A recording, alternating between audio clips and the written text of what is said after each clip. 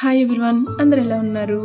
కొబ్బరితో కొబ్బరి లడ్డూలు ఇలా ఒకసారి ట్రై చేయండి. చాలా బాగుంటుంది. పిల్లలు కూడా చాలా ఇష్టంగా తింటారు. స్కూల్ నుండి వచ్చిన తర్వాత ఈవినింగ్ స్నాక్స్ లాగా కూడా ఇవ్వచ్చు.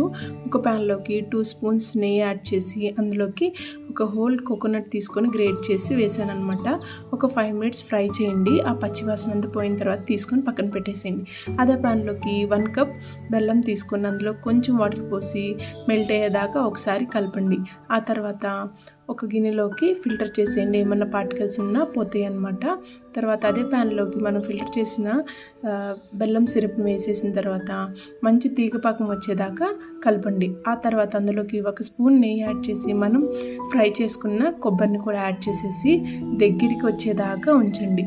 ఇలా దగ్గరికి వచ్చిన టైంలో మనం ఒకసారి అలా కొంచెం తీసుకొని చెక్ చేస్తే మనకి ఇలా బాల్ లాగా ఫామ్ అయిందంటే రెడీ అయిపోయినట్టండి.